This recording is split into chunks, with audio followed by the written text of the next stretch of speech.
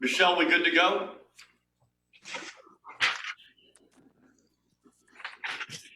You are good to go, sir. Good afternoon, everybody. Governor Phil Murphy here, coming at you from the Brick City in Newark, New Jersey. I'm incredibly honored to be joined by a dear friend and a national hero and a personal hero, the founder and chair of Fair Fight, Stacey Abrams. Thank you, Stacey, for beaming in from the great Peach State, Georgia.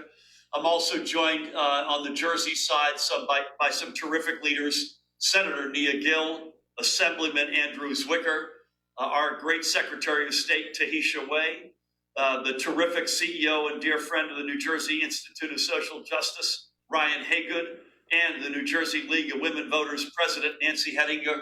To each and every one of you, thank you so much for being with us today. So today, I don't say this lightly, New Jersey reminds the nation that our democracy is made stronger when we make it easier for the people's voices to be heard. That our democracy wins when we open the doors of our polling places wide instead of slamming them shut. The law that I'm signing in a few minutes today, allowing in-person machine voting in our regular polling places, will enhance our residents' right to vote. This follows our successes working with the legislature in implementing both one of the nation's strongest automatic voter registration laws and online voter registration, our work to restore the right to vote to tens of thousands of residents on probation or parole, and a prohibition on using incarcerated residents in legislative redistricting. Not just for Stacey's benefit, which she knows all too well, but for all of ours as a reminder, I cannot overlook that this early voting bill passed our legislature the same day that the governor of Georgia was signing a law restricting the rights of Georgians to vote, even making it a crime to give a voter waiting in line a bottle of water. It is incredulous that the response to those who claimed that last year's presidential election was rigged against all evidence to the contrary are now doing their damnedest to openly and unapologetically to rig elections by suppressing voter rights. They couldn't prove the big lie in any court of law, so instead they're writing the big lie into law. In Georgia, again, as Stacey knows better than the rest of us, is only the most visible example.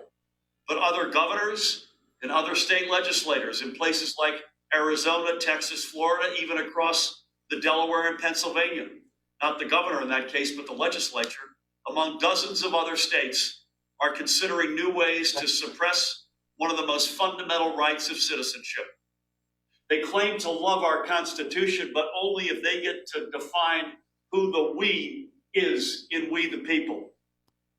Amazingly, right here, some members of the New Jersey legislature have introduced bills to restrict the voting rights of our residents. Let me be perfectly clear.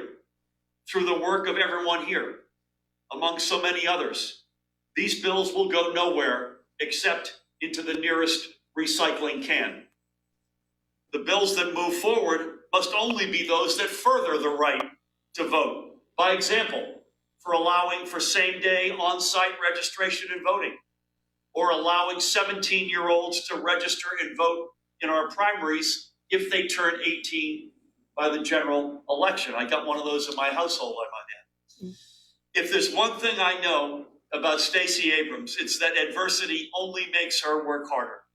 I know that she and Fair Fight are going to do everything to see that these attempts to undermine our American values are not only defeated, but that these new voter suppression laws are erased.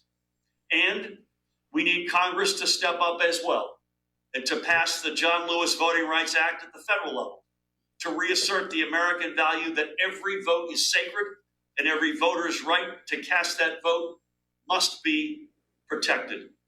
And meanwhile, on behalf of all of us working hard, including our leaders in both the legislature and advocacy groups, our cabinet, everyone else who stands with us, New Jersey will proudly show the path forward.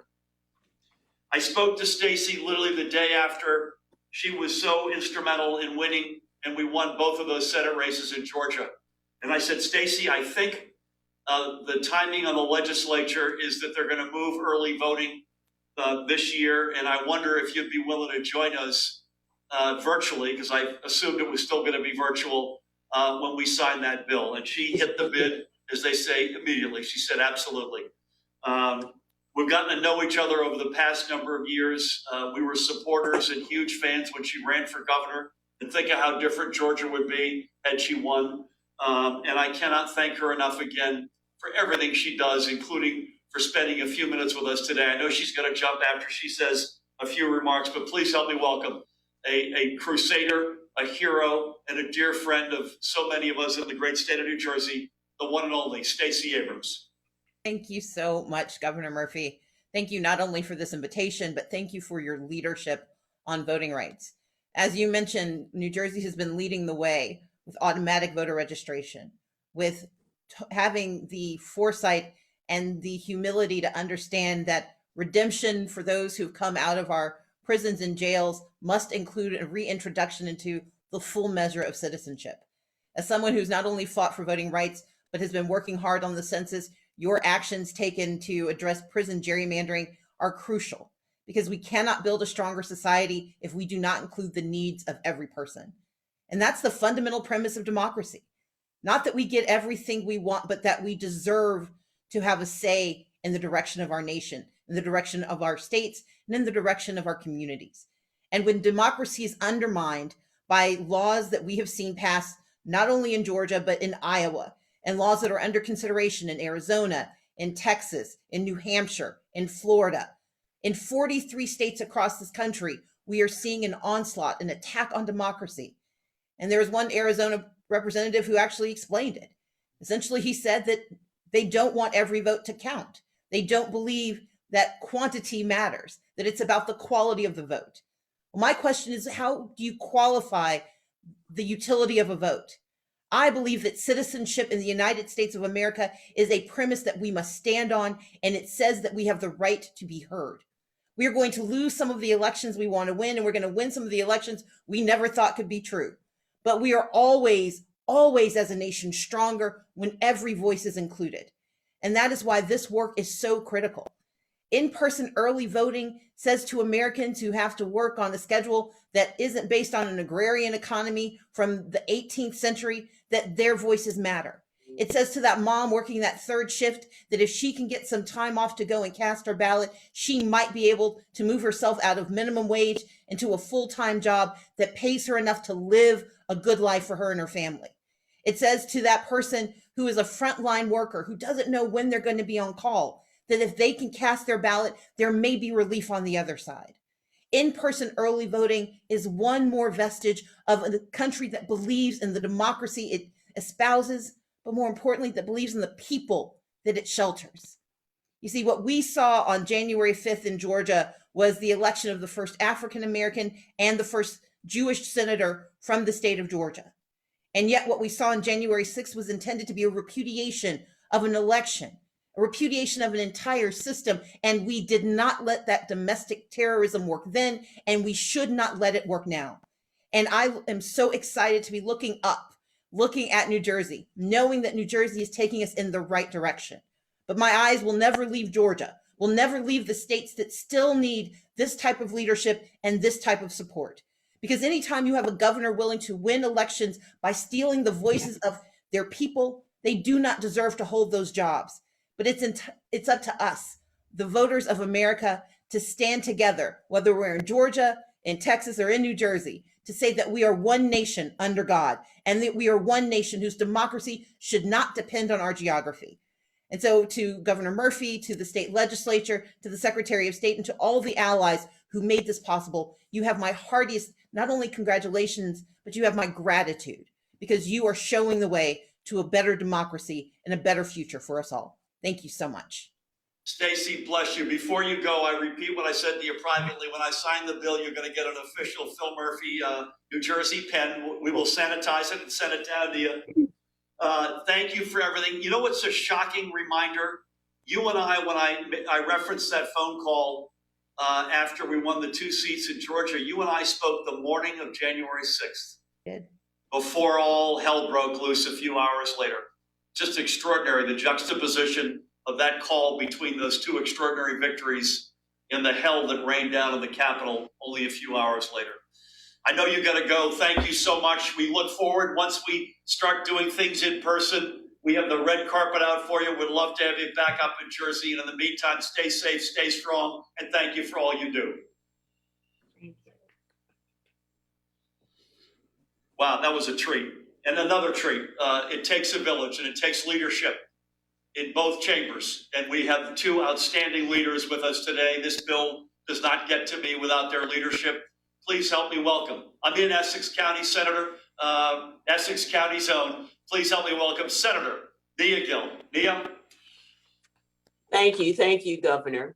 Thank you for signing the bill today. I'd also like to thank my Assembly sponsor, Assemblyman Zwicker. And of course, a thanks to Stacey Abrams and Fair Fight for their courage and perseverance in their fight for democracy. And thank you to all of the advocates. For over a decade in New Jersey, as part of a nationwide agenda of voter suppression, opponents have fought against early in-person voting. Despite our legislature passing in-person early voting twice and the bill being vetoed twice, we continued the fight to expand access to voting. And today, with the governor's signing of this legislation, early in-person voting will become law in New Jersey. We know that preventing voter intimidation, passing early in-person voting, and all of the other expansions that the governor talked about will ensure our fundamental right to have our voices heard. There are few rights more important than a citizen's ability to vote. Our accountability over government, opportunities to better our lives, and the chance to elect our representatives are all dependent upon our ability to access the ballot. As states nationwide enact laws to suppress the vote like Georgia, here in New Jersey, we stand committed with you to the fight for the fundamental right to vote. Thank you. Senator, so well laid out. Bless you and thank you for your leadership on this and for so many other arenas in which you have led the fight. Bless you. And by the way, you have a pen coming your way too. It gets sanitized all due to COVID protocols, etc. Thank you so much. It takes both chambers. You've been a great leader in this in the Senate, and you mentioned him in the Assembly. It is my treat and honor to welcome a leader in the fight in the Assembly chamber. Please help me welcome Assemblyman Andrew Zwicker. Andrew. Thank you, Governor. I'm delighted to be here today with everyone, participate in this virtual bill signing. And though it's virtual, I'm grateful to be here and share, if you will, some electrons with just our wonderful leader, Stacey Abrams. I know she had to go, but from the bottom of my heart, I have to say thank you to her team for her tireless organizing and advocacy in Georgia. We all know the difference that it's made in our democracy. When I first decided to run for public office in 2015, I was motivated by two things. One, for people who know my background in science would expect, was the climate crisis. But the other was specifically around our elections, and in particular, what seemed to be voter apathy, the sentiment that my vote doesn't matter, but at its core is voter suppression. I won that election in 2015 by 78 votes out of more than 34,000 cast, became the first Democrat ever elected to my district, and it was a real life lesson that every single vote matters. And so today, as we begin the process of early voting in New Jersey, I am so honored to be here with Senator Gill, who has worked tirelessly for over a decade to get us to this very point. I also have to thank my Assembly colleagues, second and third primes of this legislation, Joe Danielson and Verlena Reynolds-Jackson, along with everybody who sponsored this bill. And while I hesitate to name names because I'm inevitably going to leave some people out, I want to thank people who have worked behind the scenes to get this bill over the finish line. Petra Gaskins and James Cacciola, my chief of staff and legislative director, respectively. Staff on the Assembly side, Scott Snyder, Seth Hahn, a variety of election officials from around the state, and Governor, from your staff, I have to point out the incredible work of Stephanie Wozunk. I can't tell you how happy I am that New Jersey residents will finally have the chance to vote early in our election starting in November by machine, as you said. And we all know on the day the New Jersey Senate was sending this bill to Governor Murphy, the state of Georgia was sending a very different bill to their governor. The conversation about who is eligible to vote is as old as America itself. So let's be clear. The ongoing fallacy of voter fraud hides the true motivation of the bill Georgia passed and what other state legislatures are considering. That it is an attempt to disenfranchise voters, most often Black and brown voters, because some elected officials are more concerned about who votes for them than they are for ensuring that every eligible American is allowed to participate in our democracy. But quite frankly, this isn't just about Georgia or New Jersey. There are dozens of bills pending in state legislatures nationwide trying to curtail who can vote and when.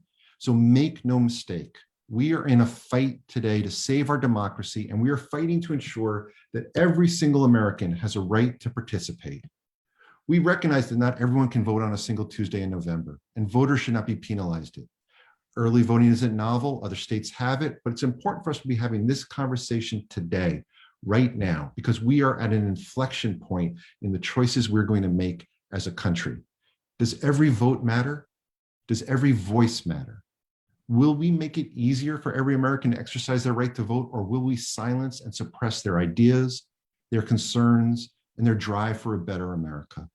I know my answer. Today, New Jersey is showing its answer. Thank you so much, Governor. Really appreciate your leadership. To everybody on the call and to everyone who got us to this point. Andrew, so well done, so well laid out. Likewise, you and Nia, extraordinary leadership on this. You mentioned, I want to make sure I say this, because on the Senate side, in addition to Senator Gill, Senator Linda Greenstein and Senator Shirley Turner, and you mentioned on the Assembly side, Joe Danielson and Assemblywoman Verlina Reynolds Jackson, and they all rightfully deserve a shout out as well. in the theory that it takes a village, it takes even more than just great legislative leaders or a governor to sign a bill. It takes folks in advocacy organizations who stand up and lead shoulder to shoulder with us. And we've got two extraordinary leaders with us in that respect today. Please first help me welcome a guy who's really been with us on a lot of the voting reforms, particularly for parole, former incarcerated. I mentioned not to allow the jury rigging based on prison population, a whole lot of other really great steps forward that we've taken together. Please help me welcome the President and CEO of the New Jersey Institute of Social Justice, another great friend, Ryan Haygood. Mr. President. Thank you so much, Governor Murphy, for the gracious introduction and for this chance to spend this historic moment with you and with the team. This is, to be sure, a big day for democracy. And I'm proud to join you, Governor Murphy, Secretary Wade, Stacey Abrams, and our United Black Agenda Coalition and partners like the League of Women Voters of New Jersey, as you sign this bill, championed by Senator Nia Gill and Assemblyman Andrew Zwicker and other legislative champions to create early in-person voting in New Jersey. This is a big day for expanding access to the ballot. As was mentioned, starting this November, New Jersey will provide 9 days of early in-person voting, including 2 full weekends ending the Sunday before Election Day. This is also a big day for empowering the Black vote. For the first time in New Jersey, Black voters in the Garden State will be able to participate in Souls to the Polls, a long honored tradition in Black communities where people first attend church services on Sunday, and then they take their souls to the polls to vote. Signing early voting into law in this critical election year, where every seat in New Jersey's legislature and the governor's seat are up for election, will allow us, the voters, to realize the power of our votes by holding our elected officials accountable. And we are able to see this precious moment due to our collective, our continuous, our on-the-ground advocacy with numerous partners, faith leaders, legislators, community members, and others that have championed expanding this fundamental right here in New Jersey. I'm especially thankful for the extraordinary work of my democracy and justice team here at the Institute, led by my colleague, Henel Patel, for their fierce advocacy in helping to make this moment happen. And as the governor mentioned 1 year ago, it was our collective advocacy that restored the right to vote to 83,000 people on probation and parole. That's a population near the capital, near the size of our capital city of Trenton. New Jersey had previously denied that right since 1844, which was the same year that New Jersey restricted the right to vote to white men in its constitution. Together, we also championed online voter registration to provide access to this precious right.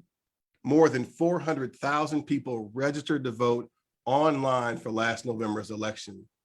And we all rejoiced as our Institute colleague, Ron Pierce, cast his first ballot in decades in November 2020, which, as a result of these voting rights reforms, had the highest voter turnout in New Jersey's history. This is what democracy looks like. But this is also not by accident, because as we all know, democracy is not self-executing. Democracy cannot expand itself, nor can it protect itself from shameful efforts to scale it back. We saw this last week in Georgia. To Governor Murphy's point, on the same day that New Jersey passed early voting, Georgia became one of the first states this year to pass sweeping new voting restrictions designed to suppress democracy. And to be clear, this attack on democracy occurred in response to voters in Georgia, and Black voters in particular, lifting into office the first Black senator and first Jewish senator from Georgia in history, and helping to elect the first woman, Black and Asian American vice president of the United States. At a time when state after state in America is attempting to restrict the right to vote in Jim Crow-like fashion, we, the collective we, are doing the opposite, because we, the collective we, are not afraid of democracy. Our advocacy requires us to fight for more of it and greater access to it. That's why we're doubling down on it, because when we fight, we win. And so today we both celebrate early voting, the historic passage of early voting, Governor Murphy's signature of that bill here in New Jersey, even as we advocate for more democracy expansion. And so we look forward to working with you, Governor Murphy, and our courageous legislative champions to expand democracy further, to limit police presence at the polls, to create same-day voter registration, to end the party line in New Jersey, and to restore voting rights to people in prison.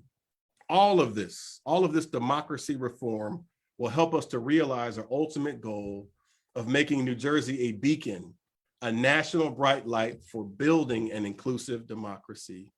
Thank you so much, and God bless you. Ryan, I love that. I love all of that. And I especially love not once, but twice souls to the polls in November. 2 Sundays in a row. I love that. Bless you and thank you. I don't know where we'd be on this whole agenda without you. Thank you, man. And another great advocacy organization and a great leader. Again, I don't know where we'd be without them. As president of the New Jersey League of Women Voters, please help us welcome another terrific leader and outstanding advocate for all that we're discussing and doing today, Nancy Hettinger. Nancy, great to have you with us. Thank you. Thank you, Governor Murphy. And thank you to our sponsors and Ryan and my own personal shero, and I guess many of our sheroes, Stacey Abrams, for joining us for this wonderful occasion. The League of Women Voters believes that voting is a fundamental right, and all eligible voters should have an equal opportunity to exercise that right. Alongside our partners and other voting rights champions, we fight every day to protect the rights of New Jersey voters and to expand access for those who've been left out of our democratic process. We are proud that in the last few years, New Jersey has proven itself to be a national leader. As everyone has said, we've been defending democracy and upholding voting rights by enacting automatic voter registration, online voter registration, and restoring voting rights and access to people on parole and probation. And yes, we have more to do, but today's the day to celebrate. Today, New Jersey takes another huge step forward for the voters of our state. While some states are choosing to suppress the vote by rolling back voting rights and making it more difficult to vote, New Jersey's leaders and advocates understand that democracy thrives when it is inclusive and accessible.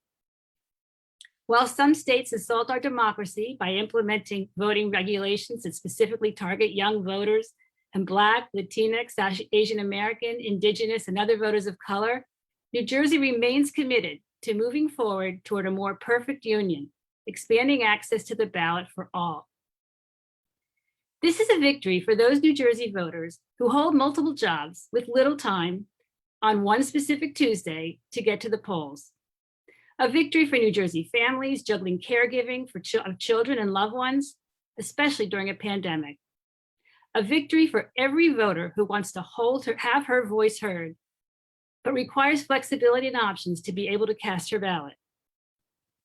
The League of Women Voters of New Jersey applauds the governor, Senator Gill, Assemblyman Zwicker, and the other co-sponsors, and the entire legislature for their recognition that there is no one-size-fits-all approach to voting. We are honored to be here to celebrate this historic moment. Thank you. Nancy, thank you. I'm in a room, by the way, where the lights go out if nobody moves after 30 minutes. So I had to get up there briefly and move around a little bit.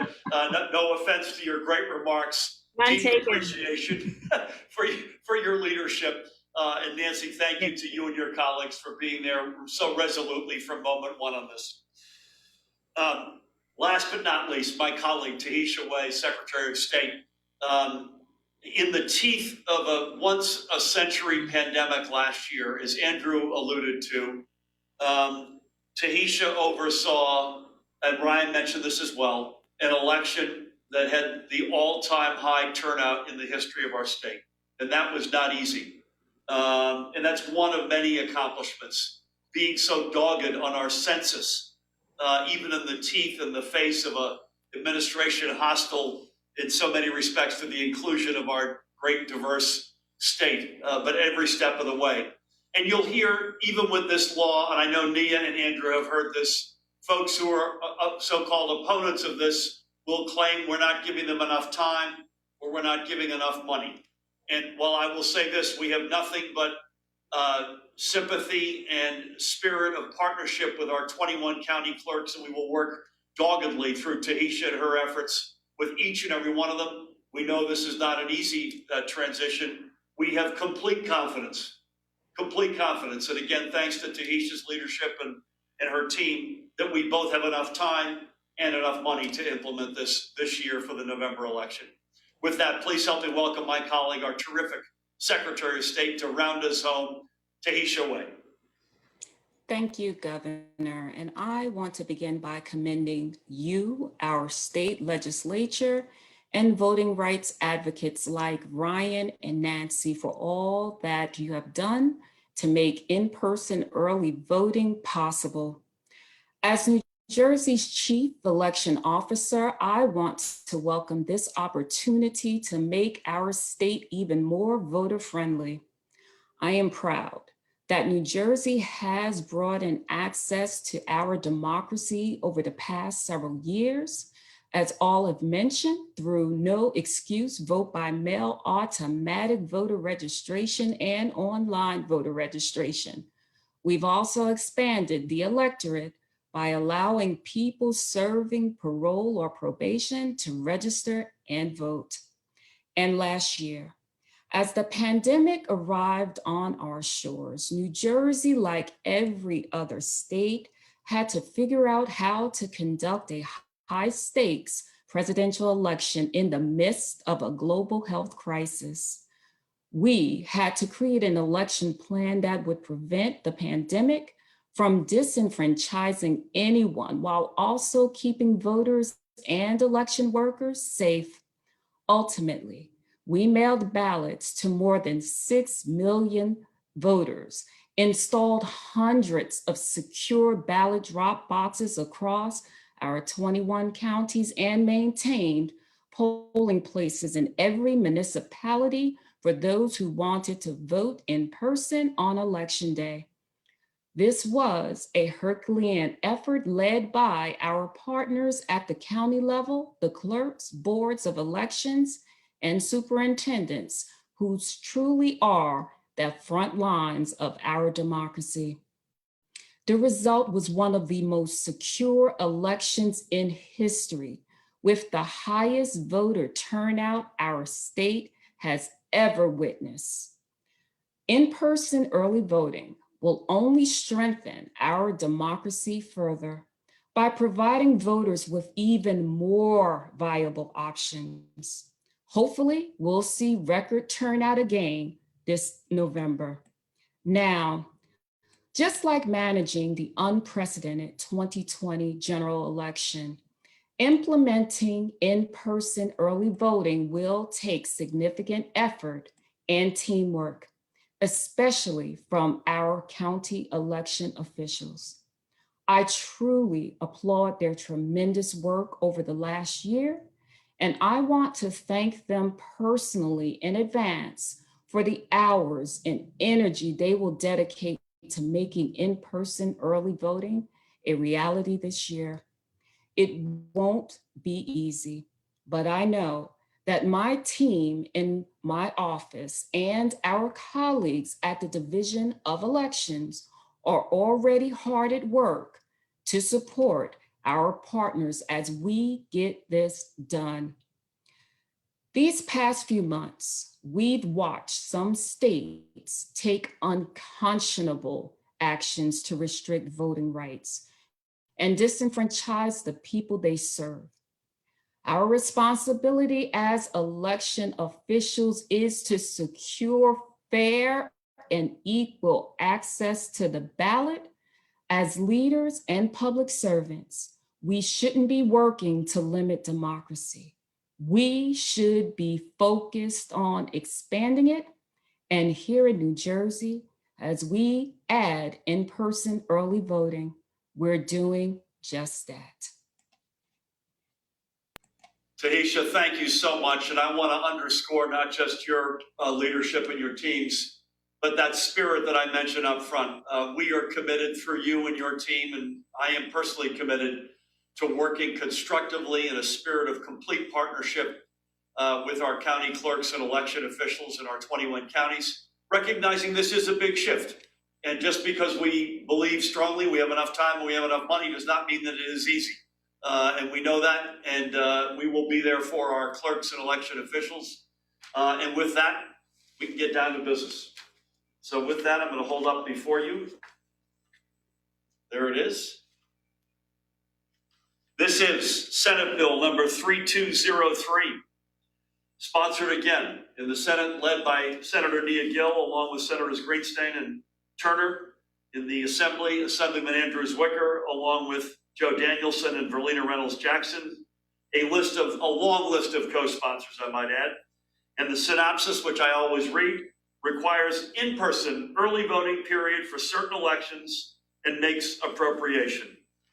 Importantly, we need to make sure we have the money.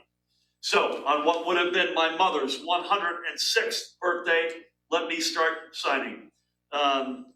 First up, first pen. Again, these will all be sanitized and got to you.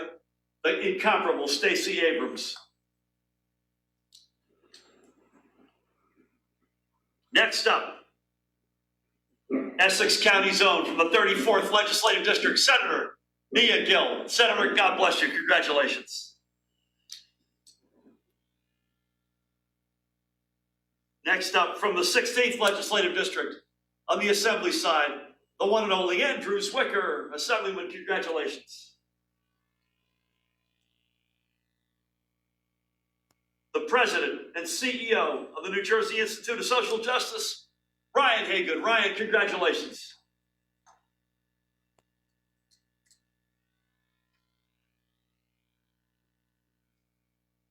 Bear with me.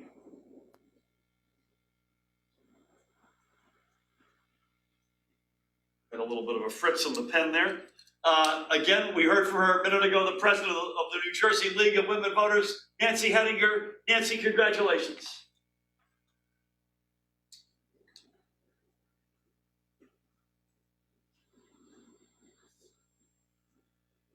And last but certainly not least, our extraordinary Secretary of State, Tahisha Way. With that, ladies and gentlemen, This is now the law of the land. God bless you all and congratulations.